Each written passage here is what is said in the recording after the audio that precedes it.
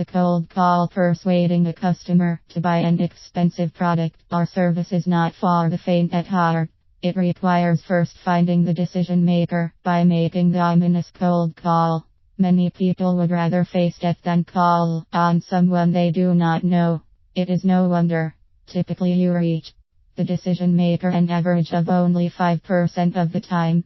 You have to be willing to face a lot of rejection and hear many no's. Each time you hear a no, just remember your statistics and think to yourself, now, I am that much closer to hearing a yes. Speaking with the decision maker, finding the decision maker requires getting past the gatekeeper, a term used to define the role of a good receptionist or administrative assistant.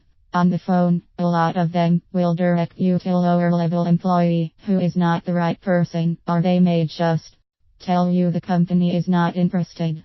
You can consider it a win if you can even locate the one who can approve your sale.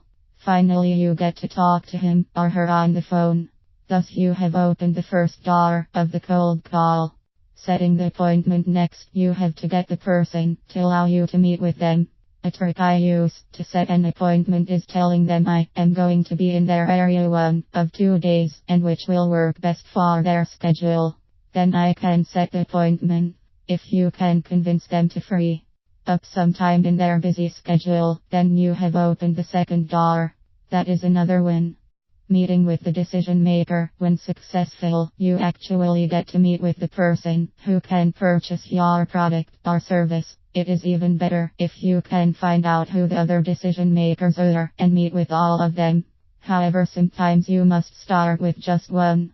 The next phase is finding out the needs, wants, and desires of your prospect. You must listen analytically and respond as the discussion progresses. Along the way, you give your gentle, persuasive sales pitch. You have the opportunity to showcase your product and industry knowledge. The third door is open when you meet with the decision maker. Making the close. The goal of the meeting is to close the sale or make it to the next step. You need to get the prospect to purchase from you. Barring that, set the next meeting and have all decision-making parties involved.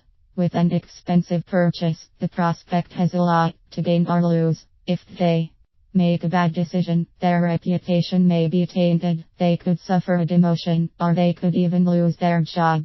Changing from the status quo takes a bit of bravery on the prospect's side.